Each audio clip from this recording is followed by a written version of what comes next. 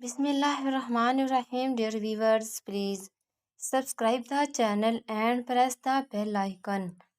रात के करीबन 11 बज रहे थे जब असफाद, जिसका हुलिया कुछ ज़्यादा अच्छा नहीं था और चाल ढाल ढीली ढाली, हाथ में सिगरेट जलाए अपने दोस्तों असद और बासत के साथ सड़क किनारे कहके लगाता हुआ चल रहा था।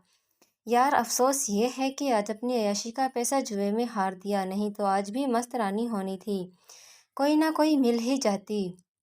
असफाद ने यह कहकर सिगरेट का एक लंबा कश लिया और धुआं हवा में उड़ा दिया। उसके हाथ से सिगरेट लेते हुए असद ने जवाब दिया था, चल कोई नहीं, तेरा तो रोज़ का है, आज नहीं तो कल सही। असफाद, रोज़ का है तभी तो आज भी भूखे हो। बासत, अबे चल यार, मर थोड़ी ही जाएगा। असद, छोड़ बे बासत, इसको भूख है, भूख इंसान को पागल कर देती है अगर हद से बढ़ने लगे तो। असफाद, लो भाई, प्रोफेसर साहब की थी, वेरी सन लव। असद, तू बकवास करी जा, मैं जा रहा हूँ घर, कल भी अब्बा ने घर में घुसने नहीं दिया था। बासत, अबे मुझे भी जाना है, सुबह सवेरे अम्मा को गांव ले जाना है, किसी जानने वाले की शादी है। असफाद, चलो भाई फिर जाओ तुम लोग, मैं भी चलते चलते पहुंच ही जाऊंगा। असफाद अपने ठिकाने तक। बासत और असद अंधेरी रात में सेटेलाइट की रोशनी में दूर जाते हुए दिखाई दे रहे थे।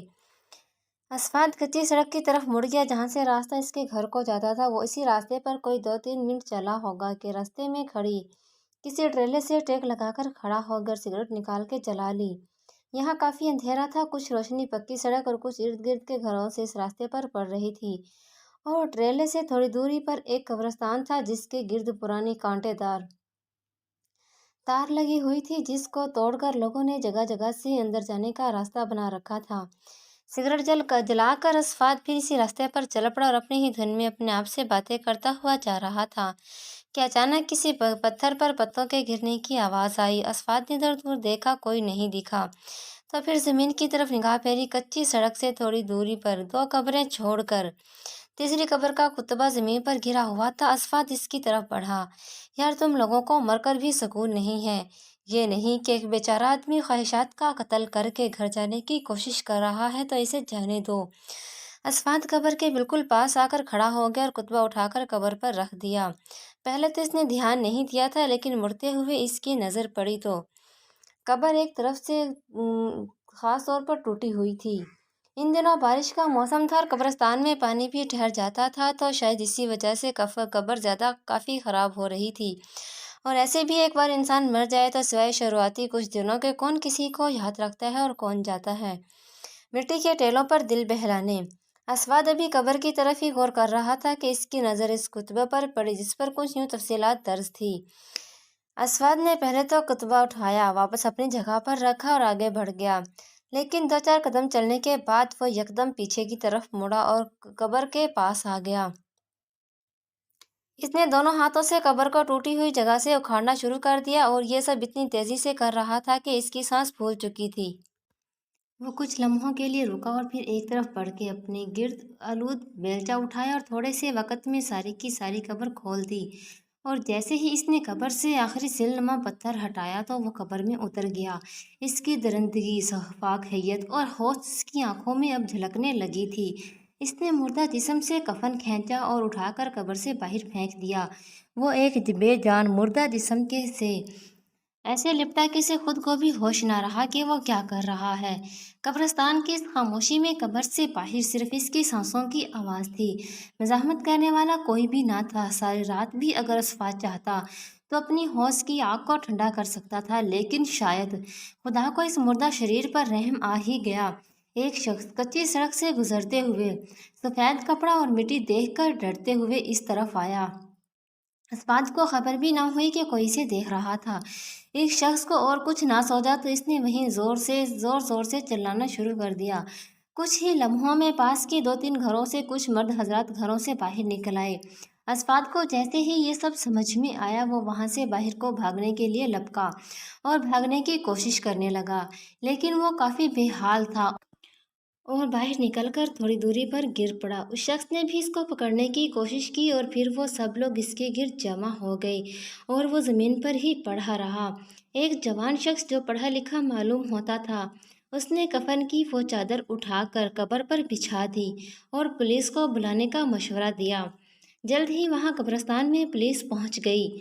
اسفاد کو اریسٹ کر دیا گیا اور جس لڑکی کی قبر تھی اس کے گھر بھی پیغام بھجوا دیا۔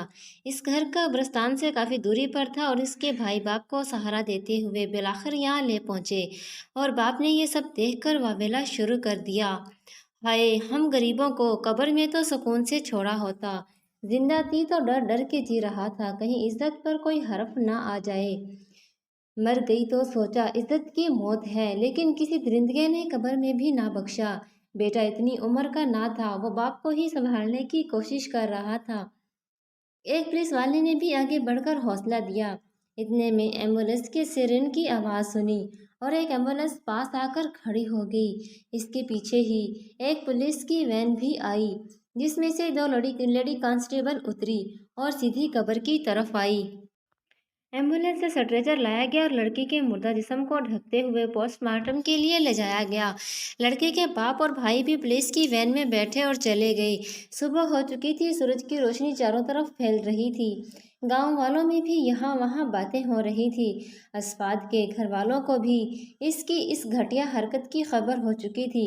ماں بیچاری روئے جا رہی تھی، جبکہ باپ نے تو صاف انکار کر دیا تھا اسفاد کی کوئی بھی مدد کرنے سے، حتیٰ کہ یہ تک کہہ دیا تھا کہ میرے گھر سے کوئی اس گھٹیا انسان سے کوئی رشتہ رکھے گا یا ملنے جائے گا تو وہ اس گھر میں لوٹ کر نہ آئے۔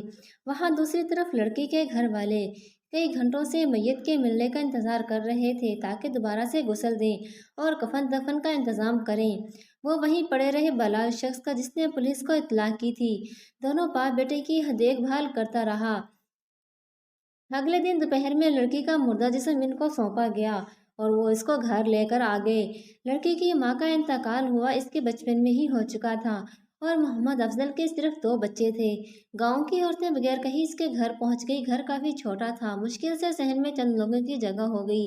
لڑکی کو ان عورتوں نے غسل دیا، کفن پہنایا اور جنازے کے لیے لے جانے کو کہا تو محمد افضل نے صاف منع کر دیا، یہ کہتے ہوئے کہ اب اس کا جنازہ بھی یہیں پڑھو اور اس کی قبر بھی اسی کے صحن میں کسی کونے میں بنے گی۔ میری عالیہ اب قبرستان میں بھی محفوظ نہیں ہے۔ لوگوں نے کافی کوشش کی کہ شاید وہ اپنا فیصلہ بدل دے، لیکن کسی نے اس کی ایک نہ سنی۔ پھر کچھ لوگوں نے مل کر اسی صحن کے کونے میں قبر کا انتظام کیا اور گھر میں ہی اس کی تدفین کر دی گئی۔ محمد افضل اب ہر روز قبر کو دیکھ کر غم میں ڈوبتا ہی جاتا تھا، جس کی وجہ سے وہ کافی بیمار بھی رہتا تھا۔ اسفاد کو بھی جیل میں کافی دن بیت گئے تھے، گو کہا اس کے خاندان سے اس سے ملنے کوئی نہیں گیا تھا اور نہ ہی اس بھلے مانس لوگوں کا اسفاد کی اس درندگی میں کوئی ہاتھ تھا۔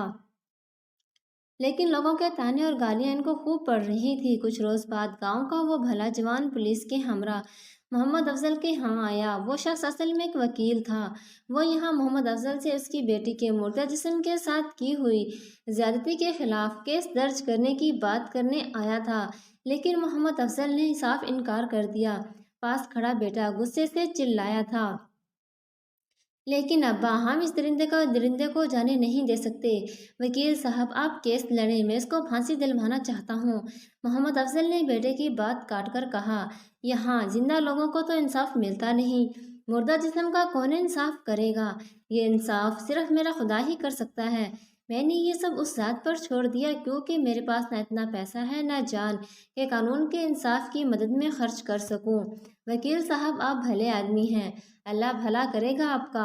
یہ کہہ کر محمد افضل جگہ سے اٹھنے کی کوشش کرتا ہے اور باپ کی بات سن کر بیٹا بھی خاموشی اختیار کر لیتا ہے۔ وکیل صاحب نے دوبارہ سمجھانے کی کوشش کی، لیکن وہ باپ بیٹے اٹھ کر چھوٹے سے کمرے میں جا بیٹھے تھے۔ وکیل صاحب پولیس کے ہمراہ وہاں سے چلا گیا۔ کچھ ہی دن لگے میڈیا کو کوئی نئی خبر ملی تو یہ معاملہ بھی ٹھنڈا ہو گیا۔ کیس نہیں کھولنا چاہتا تھا محمد افضل تو اسفاد چھوڑ کر گھر واپس آیا تھا، لیکن باپ نے گھر میں نہ آنے دیا۔ دوست اسے دیکھ کر پاس سے ایسے گزر جاتے جیسے جانتے ہی نہ ہوں۔ کچھ روز یہاں وہاں بھٹکتا رہا۔ اسفاد کا کوئی اور ٹھکانہ نہ تھا۔ کہیں اگر رات کاٹنے کو ٹھکانہ مل بھی جاتا تو اسے نیند نہیں آتی تھی۔ اس کو کفن میں لپٹی وہ لڑکی ہر جگہ دکھائی دینے لگی۔ وہ کہیں نہیں تھی لیکن اسفاد کو ہر جگہ دکھتی تھی۔ آئے دن اسفاد پاگلوں کی سی حرکت کر رہا تھا، وہ یہاں وہاں بھٹکتا رہتا۔ کپڑے اتنے گندے کہ لوگ پاس سے گزرتے ہوئے بھی کتراتے تھے۔ کھانے پینے کو کچھ نہ تھا، جسم دبلا اور کمزور دماغ ہو گیا تھا۔ ایسے میں آنکھوں کے سامنے صرف ایک ہی منظر تھا، कफन और मुर्दा। यही शायद असफाद की सजा थी, या शायद कुछ इससे भी बुरा।